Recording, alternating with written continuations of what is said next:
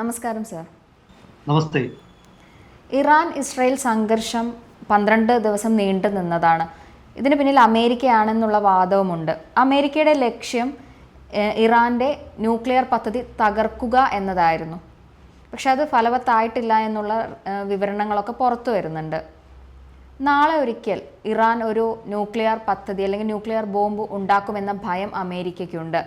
Sir അതിനെ എങ്ങനെയാണ് നോക്കിക്കാണുന്നത്? യുദ്ധം, ഇറാൻ ഇസ്രായേൽ യുദ്ധത്തിൽ തൽക്കാലം ഒരു വെടിനിർത്തൽ അമേരിക്കൻ പ്രസിഡന്റ് വെടിനിർത്തൽ പ്രഖ്യാപിച്ചു. അതൊരു ഇംഗ്ലീഷിൽ ഐറണി, ഒരു വൈരുദ്ധ്യമായിട്ട് തോന്നാം. ശരി, ആയിക്കോട്ടെ. പക്ഷേ അമേരിക്കയുടെ ലക്ഷ്യം, അമേരിക്ക ഇറാന്റെ 3 പ്രധാന ആണവായുധ നിർമ്മാണ അല്ലെങ്കിൽ യുറേനിയം സമ്പുഷ്ടീകരണ കേന്ദ്രങ്ങൾ, 3 പ്രധാന കേന്ദ്രങ്ങൾ, ഫോർദോ, അതുപോലെ നടാൻസ്, എസ്ഫഹാൻ, ഇങ്ങനെ 3 കേന്ദ്രങ്ങൾ അമേരിക്ക GBU-57 എന്ന് പറയുന്ന ഭീമാകാരമായ ബോംബിട്ട് തകർന്നു. ഇത് ഉപഗ്രഹ ചിത്രങ്ങളൊക്കെ വഴി ലോകത്തിനെല്ലാം അറിയാം. പക്ഷേ അമേരിക്കയുടെ പെൻറ്റഗൺ, അമേരിക്കയുടെ പ്രതിരോധത്തിൻ്റെ എല്ലാ ഏജൻസികളെ ഏകോപിപ്പിക്കുന്ന അമേരിക്കയുടെ ഡിപ്പാർട്ട്മെൻറ്റാണ് പെൻറ്റഗൺ. ആ പെൻറ്റഗൺ അമേരിക്കൻ സർക്കാരിന് കൊടുത്ത പ്രാഥമിക വിശകലനത്തിൽ അമേരിക്കയുടെ ബോംബാക്രമണം മൂലം കെട്ടിടം തകർന്നെങ്കിലും ഇറാന്റെ അണുവായുധ പദ്ധതിയെ തകർക്കാൻ അമേരിക്കയ്ക്ക് കഴിഞ്ഞില്ല എന്നുള്ള ഒരു രഹസ്യ റിപ്പോർട്ട് പെൻറ്റഗൺ അമേരിക്കൻ സർക്കാരിന് കൊടുത്തു. ഈ റിപ്പോർട്ട് അമേരിക്കയുടെ ചാനലായ CNN അത് ചോർത്തിയെടുത്ത് അത് എക്സ്ക്ലൂസീവായിട്ട് പുറത്തുവിട്ടു. ആ ട്രംപ് നിഷേധിച്ചിട്ടില്ല ആ റിപ്പോർട്ട്. പകരം CNN രാജ്യദ്രോഹ പ്രവൃത്തി ചെയ്തു എന്ന് പറയുക മാത്രമാണ് ചെയ്തിരിക്കുന്നത്. അപ്പോൾ റിപ്പോർട്ട് ട്രംപും അമേരിക്കയുടെ ഭരണകൂടവും അംഗീകരിച്ചിട്ടുണ്ട്. അത് കള്ളമല്ല, അവർ കള്ളമാണെന്ന് പറഞ്ഞിട്ടില്ല. അതായത് ഇറാന്റെ അണുവായുധ ശേഷി തുടച്ചു നീക്കി എന്ന് അവകാശപ്പെട്ട് ഡൊണാൾഡ് ട്രംപും അത് പിറകോട്ട് കൊണ്ടുപോയി എന്ന് അവകാശപ്പെട്ട അമേരിക്കൻ വൈസ് പ്രസിഡന്റ് JD വാൻസും തെറ്റാണെന്നാണ് ഈ ഒരു വെളിപ്പെടുത്തലിലൂടെ CNN സ്ഥാപിച്ചിരിക്കുന്നത്. അതായത് ഇറാൻ താമസിയാതെ തന്നെ അണുബോംബ് ഉണ്ടാക്കും. ഇതാണ് ഈ CNN റിപ്പോർട്ട് പ്രകാരം പുറത്തു വന്നിരിക്കുന്ന വാർത്ത. അതിൻ്റെ കാരണമായിട്ട് അവർ പറയുന്നത്, ഞാൻ ആദ്യമേ പറഞ്ഞതുപോലെ ഈ തകർത്ത കേന്ദ്രങ്ങളിൽ എസ്ഫഹാന്, അതുപോലെ ഫോർദോ, നടാൻസ്, ഇതൊക്കെ തന്നെ, അതിൽ പ്രത്യേകിച്ചും ഫോർദോ കേന്ദ്രമാണ് ഇതിലെ ഏറ്റവും കൂടുതൽ സെൻട്രിഫ്യൂജുകളുള്ള സ്ഥലം എന്നാണ് പറയുന്നത്. സെൻട്രിഫ്യൂജ് എന്ന് പറഞ്ഞാൽ ഈ യുറേനിയം വെപ്പൺസ് ഗ്രേഡാക്കി മാറ്റിയെടുക്കണം. അതിൻ്റെ യുറേനിയം 233 എന്ന് പറയുന്ന U-235 ആയിട്ട് അതിൻ്റെ ഐസോട്ടോപ്പായിട്ട് അത് മാറ്റിയെടുക്കും. അപ്പോൾ അങ്ങനെ ചെയ്യുന്നതിനാണ് എൻറിച്ച്മെന്റ് എന്ന് പറയുന്നത്. ആ എൻറിച്ച്മെന്റ് മലയാളത്തിൽ അത് സമ്പുഷ്ടീകരണം എന്ന് പറയും. അങ്ങനെ 90% മേളിൽ സമ്പുഷ്ടീകരിച്ച യുറേനിയം ഉണ്ടെങ്കിൽ മാത്രമേ അണുബോംബ് ഉണ്ടാക്കാൻ പറ്റൂ. അണുബോംബോ അല്ലെങ്കിൽ ഹൈഡ്രജൻ ബോംബ് എന്ന് നമ്മൾ സാധാരണ പറയുന്ന തെർമോ ന്യൂക്ലിയർ ബോംബുകളൊക്കെ ഉണ്ടാക്കണമെങ്കിൽ 90%, 92, 93% മുകളിൽ സമ്പുഷ്ടീകരിച്ച യുറേനിയം ഉണ്ടാവണം. അതായത് U-235 സാന്നിധ്യം അത്രയും ഉണ്ടാവണം. ഇത് 60% വരെ സമ്പുഷ്ടീകരിച്ച യുറേനിയം ഈ ഫോർദോ സ്റ്റേഷനിൽ ഏതാണ്ട് 400 കിലോയിലധികം ഉണ്ടായിരുന്നു എന്നാണ് കണക്ക്. അപ്പോൾ പെൻറ്റഗൺ സംശയിക്കുന്നത് ഈ 408.2 കിലോ ഉണ്ടെന്നാണ് വളരെ കൃത്യമായിട്ട് പറഞ്ഞാൽ അവരുടെ കണക്ക്. ഈ യുറേനിയം 60%-ലധികം സമ്പുഷ്ടീകരിച്ച യുറേനിയം ഇറാൻ അമേരിക്ക ആക്രമണം നടത്തുമെന്ന് ട്രംപ് പ്രഖ്യാപിച്ചപ്പോൾ തന്നെ അവിടുന്ന് നീക്കം ചെയ്ത് സുരക്ഷിത സ്ഥാനത്ത് എത്തിച്ചു. ഇത് കൊണ്ടുപോയിരിക്കുന്നത് സിലിണ്ടർ രൂപത്തിലുള്ള ഒരു സൂക്ഷിക്കുന്ന അല്ലെങ്കിൽ സിലിണ്ടറുകളിൽ നിന്ന് തന്നെ പറയാം, സിലിണ്ടറുകളിലാണ്. ഇത് കണ്ടുപിടിക്കാൻ ബുദ്ധിമുട്ട്. അതായത് ഒരു 3 ലിറ്റർ തൊട്ട് 8 ലിറ്റർ വരെ മാത്രം വഹിക്കാൻ കഴിയുന്ന ചെറിയ സിലിണ്ടർ, അങ്ങനെ 100 കണക്കിന് സിലിണ്ടറുകളിലാക്കി മാറ്റിയിട്ടാണ് ഇത് കൊണ്ടുപോയിരിക്കുന്നത്. ഇത് അതിനാൽ തന്നെ ഇത് കണ്ടെത്തി നശിപ്പിക്കാൻ അമേരിക്കയ്ക്ക് പറ്റിയില്ല എന്ന് കൃത്യമായിട്ട് പെൻറ്റഗൺ അമേരിക്കയ്ക്ക് മുന്നറിയിപ്പ് കൊടുത്തിട്ടുണ്ട്. അപ്പോൾ ട്രംപ് പറഞ്ഞതും JD വാൻസ് അവകാശപ്പെട്ടതും ഒക്കെ തെറ്റാണെന്ന്.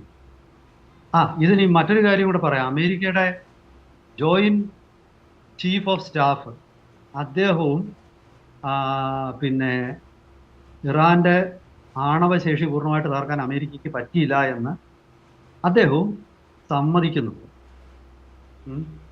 അപ്പോൾ ചുരുക്കി പറഞ്ഞാൽ, അതുപോലെ ഇസ്രായേലിനും ഇക്കാര്യത്തിൽ സംശയമുണ്ട്. ചുരുക്കി പറഞ്ഞാൽ അമേരിക്ക ഇപ്പോൾ പ്രഖ്യാപിച്ചിരിക്കുന്ന വെടിനിർത്തൽ അത് എന്തിന്റെ അടിസ്ഥാനത്തിലാണെന്ന് നമുക്ക് പറയാൻ പറ്റില്ല. കാരണം അമേരിക്കയുടെ ലക്ഷ്യങ്ങളൊന്നും അമേരിക്ക സാധിച്ചില്ല എന്ന് തന്നെയാണ് ഇതിൽ നിന്നും മനസ്സിലാവുന്നത്. അതായത് കുറഞ്ഞപക്ഷം ഖമേനിയെ അധികാരത്തിൽ നിന്ന് നീക്കം ചെയ്യാനെങ്കിലും അമേരിക്കയ്ക്ക് കഴിയണമായിരുന്നു. അത് കഴിഞ്ഞില്ല. ഇറാന്റെ അണുവായുധ ശേഷി നശിപ്പിക്കാൻ പറ്റിയിട്ടില്ല. അപ്പോൾ ചുരുക്കി പറഞ്ഞാൽ അമേരിക്കയുടെ ഉദ്ദേശ ലക്ഷ്യങ്ങളൊന്നും തന്നെ സാധിക്കാതെ അമേരിക്ക യുദ്ധം നിർത്തി ട്രംപ് പരാജയപ്പെട്ടു എന്ന് നമുക്ക് പറയേണ്ട വരും ഇപ്പോഴത്തെ ഒരു സാഹചര്യത്തിൽ. അതുകൂടാതെ ഇപ്പോഴത്തെ മറ്റൊരു പ്രശ്നം എന്ന് പറയുന്നത് ഈ ഇന്റർനാഷണൽ ആറ്റമിക് എനർജി ഏജൻസി, അവരാണല്ലോ പിന്നെ ന്യൂക്ലിയർ നോൺ പ്രൊലിഫറേഷൻ ട്രീറ്റിയിൽ ഒപ്പുവെച്ച രാജ്യങ്ങളുടെ പിന്നെ ആണവ പരിപാടികളെ ഇടയ്ക്കിടയ്ക്ക് പരിശോധിക്കുന്നു. അപ്പോൾ അവർ പറയുന്ന NPTയുടെ ഡയറക്ടർ ജനറൽ, ക്ഷമിക്കണം, IAEAയുടെ ഡയറക്ടർ ജനറൽ പറഞ്ഞത് ഇറാന്റെ ആണവ പരിപാടികൾ പരിശോധിക്കുന്നതിൽ പരിമിതികളുണ്ടെന്നാണ്. ഈ ഇത് മറ്റൊരു ട്രീറ്റി അമേരിക്ക ഇറാനുമായിട്ട് ഉണ്ടാക്കിയിരുന്നു. അപ്പൊ ആ ട്രീറ്റി അനുസരിച്ചിട്ട് joint comprehensive plan of action JCPA എന്ന് പറഞ്ഞിട്ടൊരു ട്രീറ്റി ഉണ്ടായിരുന്നു. ആ ട്രീറ്റിയിൽ നിന്ന് 2018 അമേരിക്ക പിന്മാറി. അപ്പൊ ആ കാരണം കൊണ്ട് തന്നെ അമേരിക്ക ഒരു മണ്ടത്തരം കാണിച്ചു. ഇനി പോയിട്ട് ഇറാനിൽ പോയിട്ട് പരിശോധിക്കുന്നതിന് പരിമിതിയുണ്ട് എന്ന് ഇന്റർനാഷണൽ ആറ്റമിക് എനർജി ഏജൻസിയുടെ ഡയറക്ടർ റാഫേൽ ഗ്രോസി അദ്ദേഹം വ്യക്തമാക്കി. ചുരുക്കി പറഞ്ഞാൽ ഇവരെല്ലാം തന്നെ അഭിപ്രായപ്പെടുന്നത് ഈ കെട്ടിടങ്ങൾ നശിപ്പിച്ചു എന്നുള്ളതല്ലാതെ കാര്യമായിട്ട് പിന്നെ ഇറാന്റെ ആണവ പരിപാടിയെ തകർക്കാൻ അമേരിക്കയ്ക്ക് കഴിഞ്ഞിട്ടില്ല. അതായത് ഈ കൈവശമുള്ള സമ്പുഷ്ടീകരിച്ച യുറേനിയം 60% സമ്പുഷ്ടീകരിച്ചത് ചെറിയ യുറേനിയം സമ്പുഷ്ടീകരണ കേന്ദ്രങ്ങൾ ഇപ്പോൾ തന്നെ നിരവധി എണ്ണം ഇറാനുണ്ട്. അങ്ങനെ ഒരു 100-200 സെൻട്രിഫ്യൂഗുകൾ മാത്രമുള്ള ചെറിയ യുറേനിയം സമ്പുഷ്ടീകരണ കേന്ദ്രങ്ങളിൽ വെച്ച് ഈ 60% ശുദ്ധീകരിച്ച യുറേനിയം 90% മുകളിലേക്ക് ശുദ്ധീകരിക്കാനും അങ്ങനെ ആ പിന്നെ U-235 ഐസോടോപ്പ് 93% മുകളിലുള്ള യുറേനിയം ഉപയോഗിച്ച് അത് ഫിസൈൽ മെറ്റീരിയൽ ആക്കിക്കൊണ്ട് അണുവായുധം, ഒരു ക്രൂഡ് അണുവായുധം നിർമ്മിക്കുക. അത് 8 ആണവ ബോംബ് നിർമ്മിക്കാനുള്ള യുറേനിയം ഇപ്പോൾ ഇറാന്റെ കൈവശമുണ്ട് എന്നാണ് ഇസ്രായേൽ ഉൾപ്പെടെയുള്ള പാശ്ചാത്യ ഏജൻസികൾ കണക്കാക്കുന്നത്. എന്താണ് ട്രംപ് ഈ വെടിനിർത്തൽ കൊണ്ട് ഉദ്ദേശിക്കുന്നതെന്ന് നമുക്ക് മനസ്സിലാവുന്നില്ല.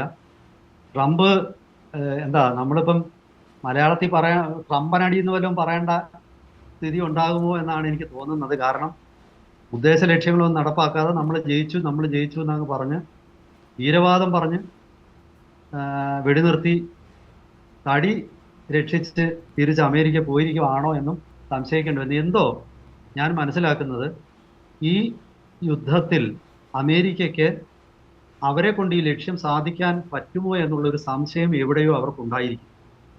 ഇതാണ് ഞാൻ മനസ്സിലാക്കുന്നത്. അപ്പോൾ വളരെ ബുദ്ധിപൂർവ്വം അഭിമാനം രക്ഷിച്ച് തൽക്കാലം വിടവാങ്ങിയിട്ട് കുറച്ചുകൂടി വ്യക്തമായ ഇന്റലിജൻസ് പിന്നെ ശേഖരിച്ച് കൃത്യമായ അടുത്ത ആക്രമണം നടത്താൻ വേണ്ടിയിട്ട് അമേരിക്ക തയ്യാറെടുക്കുകയാണോ എന്നും സംശയിക്കാനുള്ള സാഹചര്യങ്ങൾ ഇവിടെ ഉണ്ട്. എന്തോ പിന്നെ മീര ചോദിക്കാൻ ഇറാന്റെ ന്യൂക്ലിയർ ബോംബ് എന്നുള്ളത് നമ്മൾ ഇപ്പം മുമ്പ് ക്വസ്റ്റ്യനിൽ ഞാൻ ചോദിച്ചതാ. ഇതിൻ്റെ ഒരു സാധ്യത പുറത്ത് വരുന്നത് അമേരിക്ക മാത്രമല്ല, ശരിക്കും ലോകരാജ്യങ്ങളെ സംബന്ധിച്ചൊരു ന്യൂക്ലിയർ ബോംബ് ഉണ്ടാക്കുന്ന ഒരു എഫക്റ്റ് എന്ന് പറയുന്നത് വലുതാണ്. അപ്പം അമേരിക്ക അത്തരത്തിലൊരു ഇതിലേക്ക് മുതിരുമോ? ഒരു ആറ്റം ബോംബ് ഉണ്ടാക്കി ഇറാനെ പ്രകോപിപ്പിക്കാൻ മുതിരുമോ? അല്ല, ഇവിടെ അമേരിക്കയുടെ ചില കണക്കൂട്ടലുകൾ തെറ്റിപ്പോയി എന്നുള്ളതാണ് എനിക്ക് തോന്നുന്നത്. അതായത് വളരെ വേഗത്തിൽ ഇറാൻ അമേരിക്ക നിർദ്ദേശിക്കുന്ന ഒരു ചൈനയും ഇറാനെ സഹായിക്കും എന്നൊക്കെ പറയുമ്പോഴും യുദ്ധത്തിൽ അവർ പങ്കെടുത്തില്ലല്ലോ ഇറാന്റെ ഭാഗത്ത് വന്ന്. അപ്പൊ പാകിസ്ഥാൻ ഞങ്ങൾ നിങ്ങളുടെ കൂടെ ഉണ്ട് ഉണ്ട്. ഇങ്ങനെ പറഞ്ഞുകൊണ്ടിരിക്കുക, അല്ലാതെ പാകിസ്ഥാൻ ഒരു കാരണവശാലും ഇറാനെ സഹായിക്കാൻ പാകിസ്ഥാനും കഴിയുന്നില്ല. ഗൾഫ് രാജ്യങ്ങളാവട്ടെ, തീർച്ചയായിട്ടും അവര് പിന്നെ അമേരിക്കയുടെ ഭാഗത്താണ്. കാരണം ഇറാന്റെ ശത്രുക്കൾ തന്നെയാണ് അറബികൾ.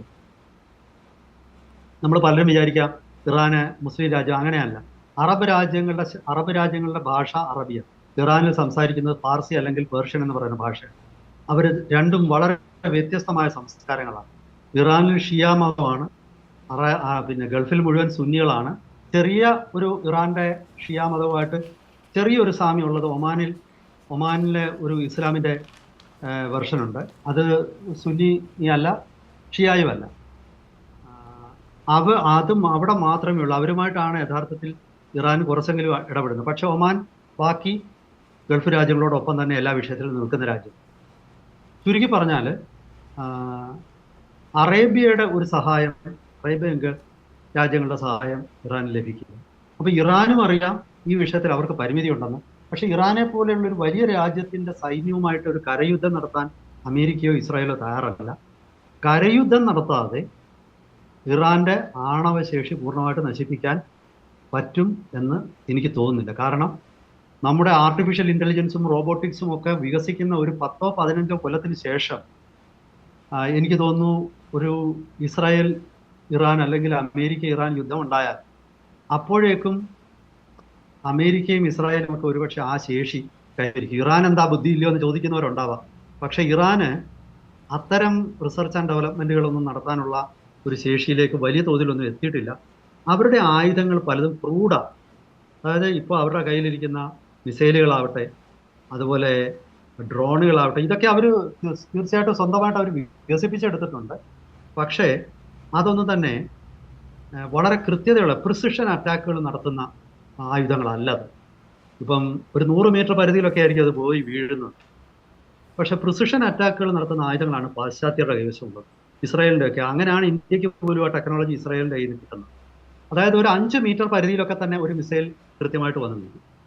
അല്ലെങ്കിൽ ഒരു ബോംബ് ഇട്ടാൽ അതിൻ്റെ സർക്കുലർ എറർ പ്രോബബിലിറ്റി എന്ന് പറയുന്നത് 10 മീറ്ററിൽ താഴെയായി. അതായത് നമ്മുടെ ലക്ഷ്യത്തിൻ്റെ ഒരു 10 മീറ്ററിന് അപ്പുറത്തേക്ക് ഏതായാലും അത് ലക്ഷ്യത്തെ എത്തത്തില്ല.